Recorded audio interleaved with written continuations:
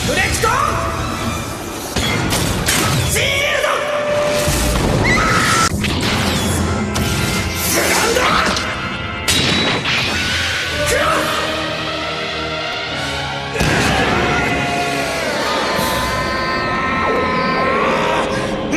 Maki-viral muna tayo.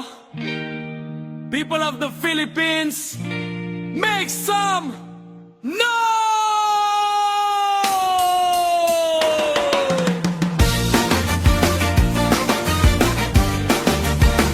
Here we go!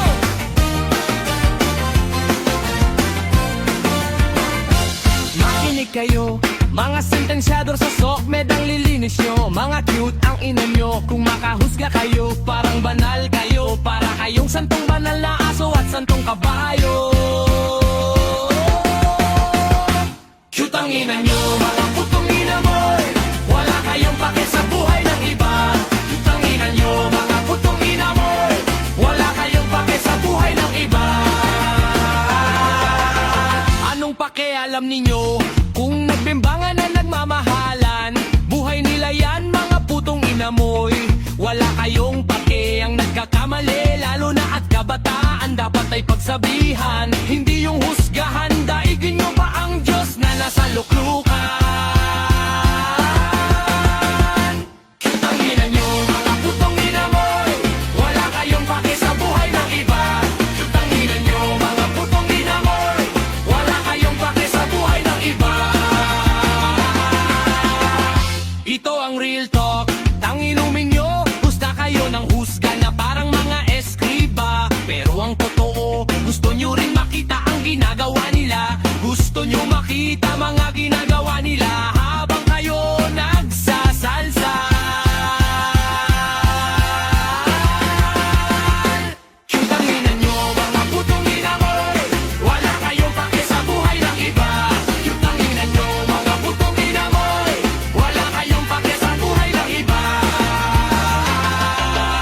Kayo naman mga Gen Z at mga Machine Girl Z, kung magkantutan kayo, wag na ninyo kasing binivideo. Dahil 8 years later, lalabas yan sigurado. Ang kababuyan ninyo, di maitatago. Yan ay kahihiyan ninyo.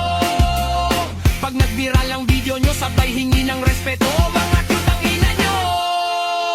Kung ako ang tatay nyo sa ginawa ninyong yan, bembangan naka-video. Kunyat ang abutong nyo, mga putong ina mo. Bugbog ang abutin nyo dahil kahiyan kayo ng ating apelido.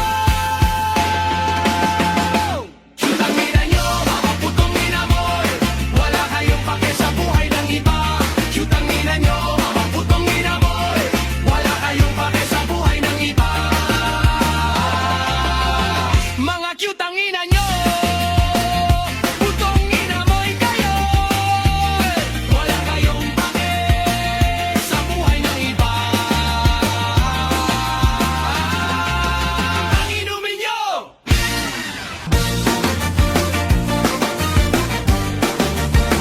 Here we go.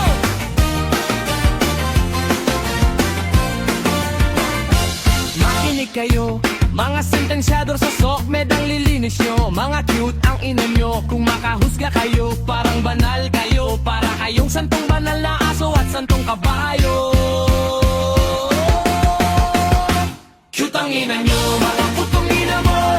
Wala kayong pake sa buhay ng iba. Cute ang ina nyo, mga putong ina mo. Wala kayong pake sa buhay ng iba. Anong pakialam ninyo kung nagbimbangan na nagmamahalan?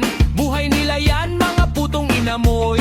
Wala kayong pake ang nagkakamali, lalo na at kabataan dapat ay pagsabihan. Hindi yung husgahan, daigin nyo ba ang Diyos na nasa luklukan?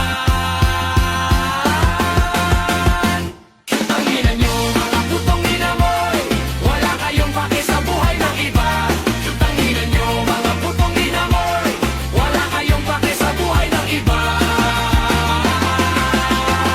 Ito ang real talk, tanginumin nyo. Husga kayo ng husga na parang mga eskriba. Pero ang totoo, gusto nyo rin makita ang ginagawa nila. Gusto nyo makita mga ginagawa nila habang kayo nagsasalsa.